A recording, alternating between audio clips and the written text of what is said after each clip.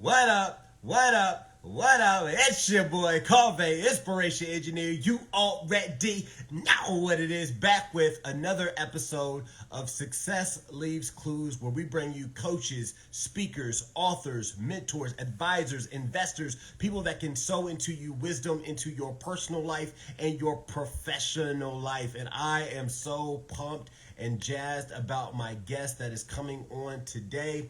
Let me tell you about this man, Mr. Milan Milosevic. Milan has been the founder of Millionaire Speakers. He's the host of Riches and Beyond, the Millionaire Speakers podcast. He is also the editor-in-chief for the Millionaire Speakers magazine. International best-selling author. He's an international best-selling author with Amazon. Just a phenomenal person. He's been and shared the stage with some big brands like Les Brown, Lisa Nichols, Bob Proctor, Michael Beckwith, and many more. To you, Milan Milosevic.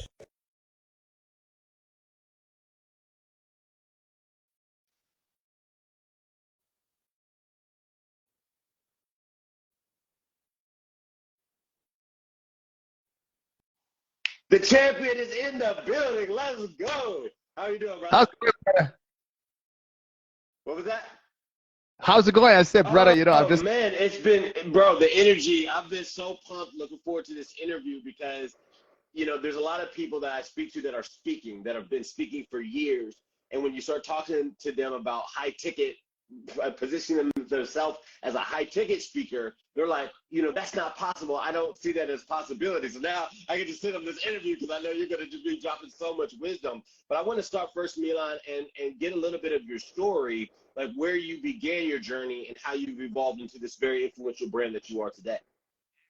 Powerful. First of all, thanks so much for this great opportunity to share the story and inspire people around the world. I mean, look, most people know me as, Milan, you're the co-founder of these big companies. You build businesses to 7 and 8 figures, millionaire speakers, teach others. What not many people know that about 16 years ago, I couldn't even speak English. I was born and raised in Serbia. My dad was an electrician, college dropout. 2005, left my country, Serbia, ended up working in America. Met a South African lady. We got married and settled down here in South Africa. But everything started at that point of time when I realized, I got to do something better with my life. And as the time went by, I worked on the cruise ship, traveled around the world, and started doing some like speaking gigs, like art auctioneering, selling future cruises. And at some point, got in touch with speakers coaches like Les Brown, eventually Lisa Nichols. And then eventually, 15 years later, I'm on the stage with Lisa Nichols and Robert Kiyosaki and Les Brown. And said, wow, how did this happen? And eventually you kind of learn to speak English, and eventually you ended up building a business around your story and your speaking. And now this business will build 7 and 8 figures, right?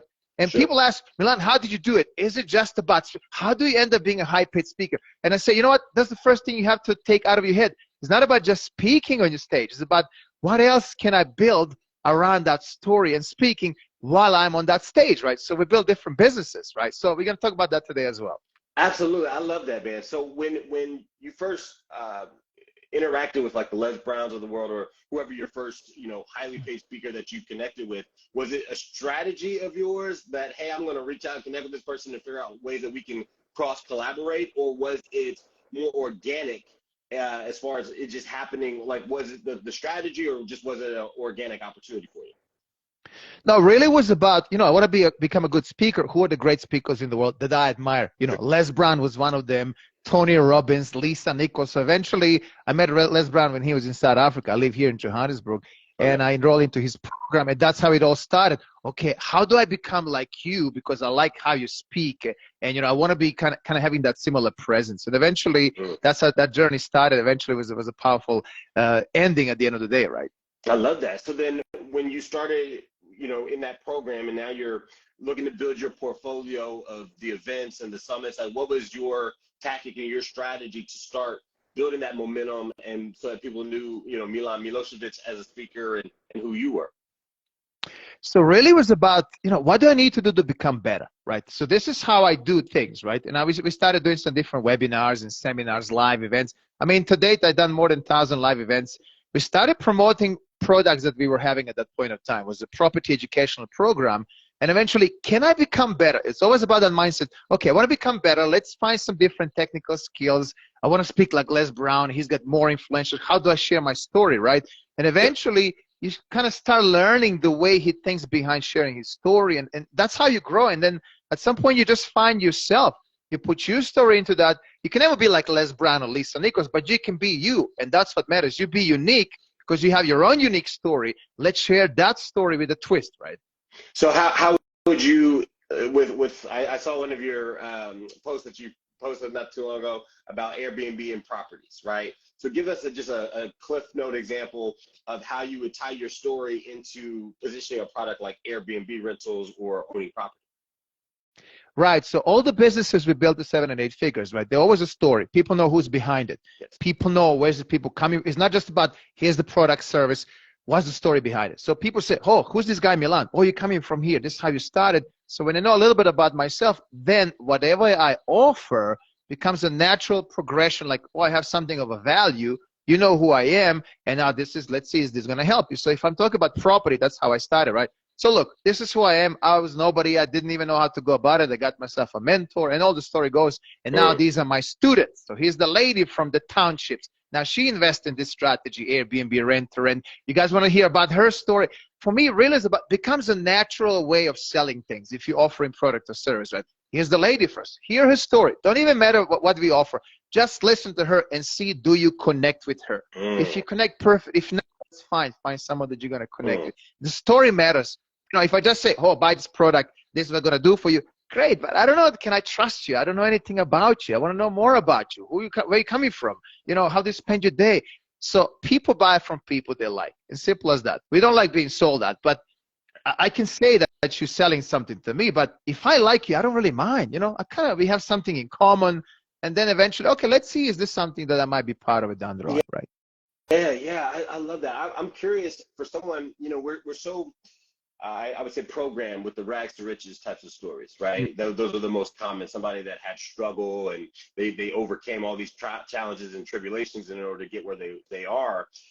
For those out there who maybe were blessed with money on the front end or blessed with resources, let's say, on the front end, and so you don't have that to leverage as part of your story, what would be some advice that you would tell them as to how to share their story, even though they came from maybe they didn't come from humble beginnings? Right. So it's always 3 things, right? Number 1 is your story. Number 2 is your marketing. And number 3 is what your business that you offer. So I would literally get more personal. Share your story. Talk about more about yourself. What did you have to go through? It's something about, you know, people see me as this today, but this is what I had to go through. I was like you. I was struggling. I was broke. I was sleeping on my friend's couch. This is how it felt. And I was like, what? Anybody else struggled before? Anybody else been broke? Yes. I had to go through that. And now you connect with me. Wow, I see Milan understand what I'm going through, right? And now, well, now I also have something that I offer. And that's why we use the social media. I mean, you don't even have to pay anything. Social media becomes powerful, so many platforms, right? Sure. They're all free, pretty much, right? And then we put that story there on the marketing tied up to our product or service that we offer. And then, oh, you know who I am. You see my post on social media. I also have this webinar. I offer this product or service. Then becomes everything kind of tied up the circle. I want to hear more, right? I like you, Milan. Tell me more about it. How did you overcome this particular problem and what actually took you to the next point? I love Simple. that. When you structure your speech or the speeches that you've given, was the goal to take them through a roller coaster of emotions? Is that a part of your strategy? Like when I think about Les Brown, I think about Mr. Butterball. Like that is a hilarious story that we know we've been listening to. So is your strategy to take them through a wave and a ride, or how do you see the storytelling aspect as to how to connect with that audience? Well, I love that. You know what I learned from Lisa Nichols, being one of her students as well, is like you want people to feel what you felt. Yes. And when they feel that emotion, it's not about listening, oh, you know, I was broke and I left my country. It's about how did it feel being broke? How do you feel you're leaving your dad at the airport crying? You know, like you're leaving your country for good. Show me that emotion, and now I'm deeply connected to you, right? So, and the better you are in that storytelling, connecting with people, then it becomes so much easier. It depends on the speech, right? Sometimes I get invited to do like emceeing or keynote 15 minutes. You can still do it the same thing. But so many people would afterwards come to me, Milan, thanks so much for sharing this. Thanks so much for being vulnerable to show me that it's okay to be broke. It's okay to be divorced. It's okay because there's hope. You show me that hope. And then you get a follower for life. I don't even sell anything, right? I just share my story, and then you get a follower, and when people follow you, they get connected more. Then you become their friends, and eventually, oh, by the way, I do have this program or service that might help you. So being really who you are and sharing your own journey becomes powerful. And there's not really a tactic or strategy. Just kind of show me, how does it feel, what you had to go through in life. And when I see it in my mind, when I feel it the same the way that you felt it, then becomes just like a long-term relationship, whatever you offer. I love this. And I want to dive into the fact that you're a serial entrepreneur, right? There's one philosophy out there that says the niches are the riches. There's a contrast to that philosophy, like the Jim Rohn, the more value you have, the more skills you have, right? So when you're on stage and you've got this you're a well of information, you're a well of opportunity as far as ways that you can help and serve people. How do you decide which service or which part of you you're going to talk about, whether it's going to be helping people to become authors, whether you're going to talk about property, whether you're going to focus on the speaking? Like, how do you decide what you're going to go with first, being that you do have so much that people can learn from? That's a great question. So it all depends who is in the crowd, right? If I'm talking to schools, the kids who've been bullied, right? Then I can say, hey, you know what? I was this nerd with the big glasses. I always been bullied, but this is what I had to go through in life, right? I cannot say the same story to bankers or entrepreneurs, because I can say, hey, I run businesses to 7, 8 figures. I know exactly what you guys are going through. I know about investing. We build businesses. So I need to identify who is in the crowd to bring the part of my story to that crowd, right? And that's how you build that connection, but comes from your own experience, right? That's what I'm saying. You know, if you never been broke, you wouldn't know how does it feel. You know, hey, I'm successful today. I never been broke. You were born with a silver spoon. How would you know what I felt? I'm not connecting with you, right? But if you had to go through that journey, then wow, you're real. You're not afraid to share it, because when I share that story, I own my life. I'm not ashamed of it. That was needed to happen to become who I am today. And that's how I'm showing you, it's okay, you've been struggling, but there's hope. And that's why we bring our own personal experience. And we're all different, right? But we have similar experiences that we might identify who is in the crowd. Let's kind of share that story to those people. Are you a person, when it comes to your speaking, are you more of I'm going to use this loosely, Bruce Lee, flow like water and crash and kind of freestyle? Or are you more scripted or like bullet points? Like what is your process? You know, I've done it so many times, like more than 1,000 live events here. Eventually, you just go to the stage and you feel it, right? Okay, you know what? Let me throw in a joke or two. Oh, I connect with this lady in front. Let me give her a high five. Let's kind of make fun of the guy next to her. So it depends of the crowd, right? But you want to kind of create your presentation that will target 4 types of people, right? We have analytical, we have drivers, we have amiable, we have people want to have fun. So I kind of need to see and read the crowd. And I like to be unscripted. But when I started this career, I needed to have bullet points. I needed to repeat so many times. Now, even today, I had a webinar earlier at 11 a.m. So I already know it inside out. But, you know, every time when I do it, it got to sound like I've done it for the first time. With the same energy. And that's when you know you're the professional. Same energy, like I just woke up, first time doing it, because you have to feel it how they feel, right? They want to hear the energy. You can potentially change your lives for better. Just kind of, eventually you wake up and you become, oh, I'm Milan. This is my style, and I love it. You know what else is there, right? Yes. Did you go through a season where you had to reverse engineer your story and stories? Because we all have so many different stories to tell. Did you go through that process of like writing them all down and then timing them, or like what was that part of the journey for you as far as just getting the stories and crafting your speeches? Right. I mean, it's a never-ending story, right? It's a great question. Yeah. One day you wake up like, man, I'm not getting the same results. Sometimes people respond. Sometimes, what am I doing wrong? And then you realize, what if I put more emotions into my story? How would Lisa Nichols say it? How would Leslie? Maybe I can use that kind of approach. And you just literally go back, like you said, in reverse engineering. How would I say this story differently? Let me show a bit more of this feeling of being broke, of sleeping on my friend's couch. Then becomes a whole different story. And then you see people like, we connect with you, Milan. You know, I'm doing something good. So you have to eventually record yourself. You are your best judge. You know, I mean, funny enough, for years I've been speaking. I didn't even realize I was just pacing on the stage left and right. Didn't even look at people in their eyes. Wow, you know, like I didn't even realize that's what I was doing. But those are technicalities you can improve over time. So it's all about growing. Can I become better? Yes. It's never about I'm perfect speak. No, there's so many. Might be some new guy just tomorrow. I see, I like the way he does it. Look, you know, can I maybe adopt his style and just become better version of myself that I can be? And that's the whole point of growing. Never stop growing, right? Absolutely. You know, it's funny, as a performer, as an entertainer, you're always reading the crowd and you build your set list. And a speech, I look at a speech just like a performance. What threw me off, the reason why I asked you that, when I did my TED Talk, they wanted a full out, like, this is what you're going to cover in this time, in this window. And I ended up freestyling anyway. I didn't even do what I submitted to them. I was like, it just didn't vibe. I was like, I'm going to do something different. And on the spot, I just freestyled a 11-minute speech. So I was just curious how you went about that. When it comes to booking yourself as a speaker, there are some people that say, go the speaker bureau route and work with somebody that's going to be basically like your agent. There's other people that say, like, do it by yourself. Some people say, do the whole thing, which is like booking out the venue and bringing people in. What has worked best for you, or what would be your strategy as to building out a tour if you're a speaker? Right. It really depends where are you on this journey, right? So, I mean, approach as many people, whatever you can, combine all these different things. But I'm fortunate enough to have this company. We're doing events, right? So I can do webinars. We organize them ourselves, so we can do live events in the venue, in the hotels here and there. It really depends. Why do you want to do that? What is the outcome of you being on that stage? I mean, I can go and speak for free anywhere to schools, but what do I get as a result?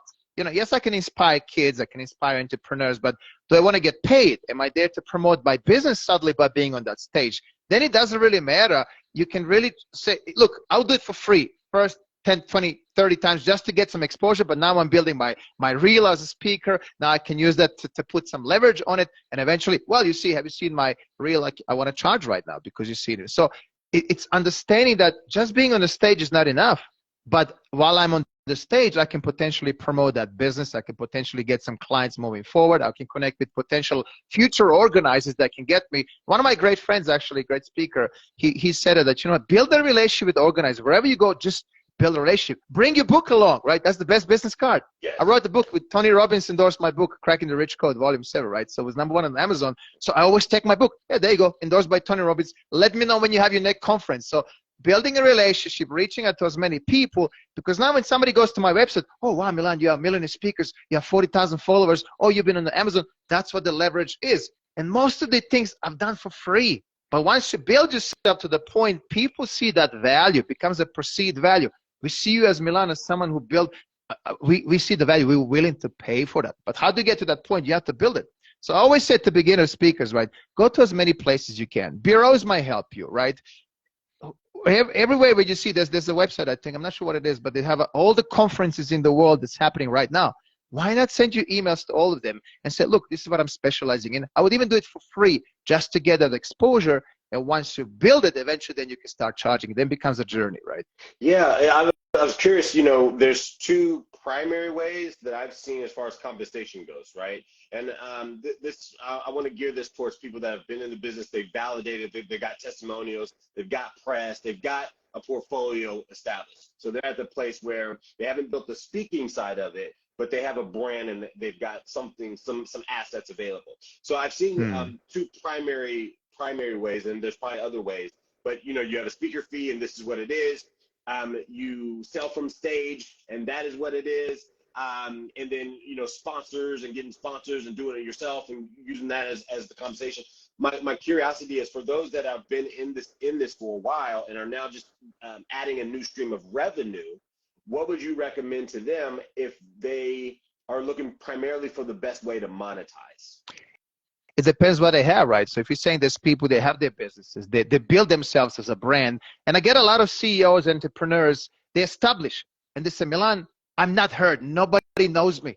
I have this business and I'm a CEO of this big company. I want to get my story out. It's not about money. They just want to inspire people with their story. Yes. I said, well, you already have your business. Let's talk about your business, and then let's talk about your journey. How did you start your business, right? Because now you become someone who's got a powerful story, and now you can share that story. As a speaker, you need to have a story.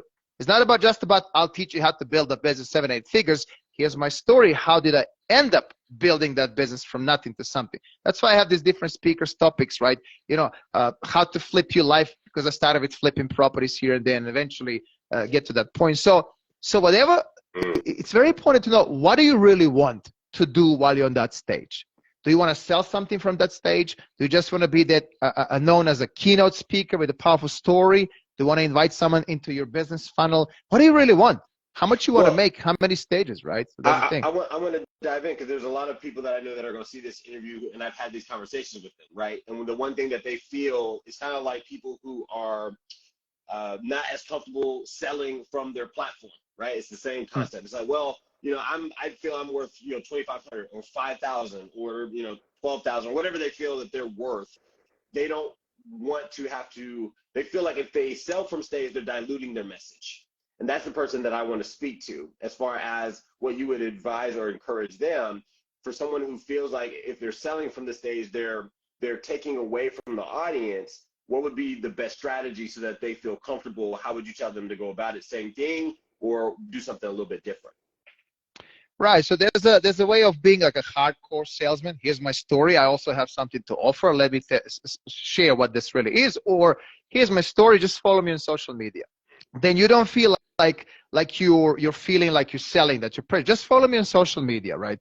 And then on your social media, what you're gonna do is still talk about your story, your journey, whatever you do, going to the gym. I love going to the gym, and I woke up today, and all different things. But I also offer, this is what I do when I'm a businessman, when I'm a CEO, when I'm teaching other people. And through that journey, again, storytelling, right? Through that journey, people will just reach out to you.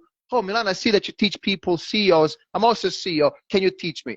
You see, you're not even selling it. They come to you because they heard you, they heard your story, right? And they want you to be part of it, right? Yes. If some people are not comfortable with it, and just the way it is, I eventually become comfortable because life is about selling. One way or another, you're involved into selling.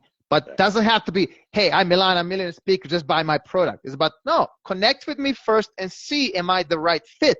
If I'm not the right fit, maybe you don't like bald guys with a goatee who think they're smart right there, right? So it's okay. Find someone that you connect with, but eventually hear my story and see, maybe I can add some value to your life, right? I love this. I want to take a slight pivot, a slight change here to a different direction.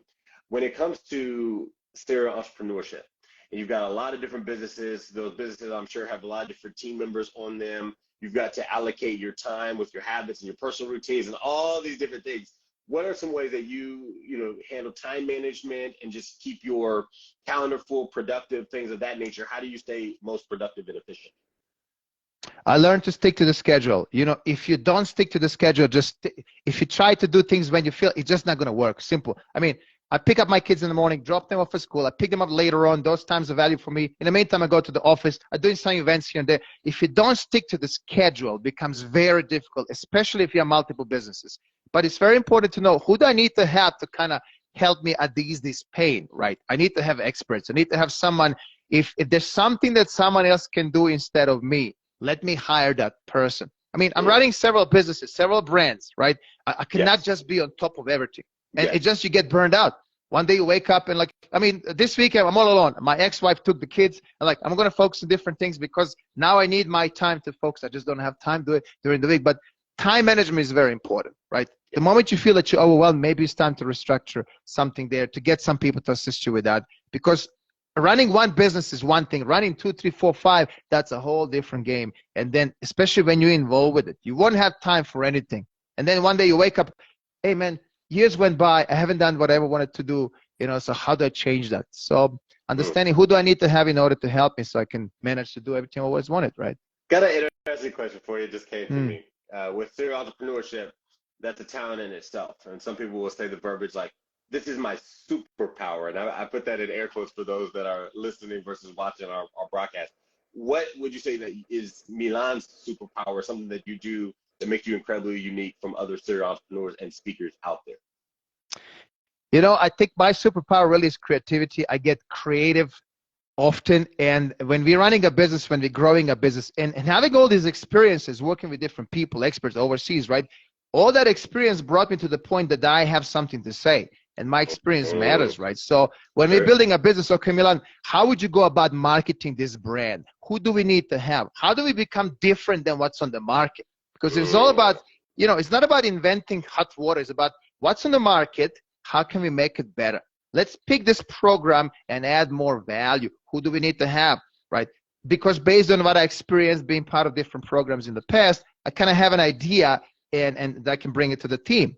And I think that's something that I was kind of born with it. My mind is always, by being an expat, I left my country to live in a foreign country. My mind is wired in finding opportunities. Now, whether it's a foreign country or a new space in business, right? What is the opportunity? What's missing, right? How are other people doing it? Can we make it better, right? And what do we need to do to make it better? Because you want to be different, right? You want to be standing out. It's not about, I want to be the same like all the other speakers. I got to be different. How do we be different? Like, let's put your story out there. Let's put more into marketing. Let's put more value, more customer service. Let's hire more people so that they're also carrying an extension of yourself, right? Absolutely, man. I love that. That's powerful. And when it comes to going back to the time management thing for just a moment, are you I did it didn't work for me. That's why I'm asking.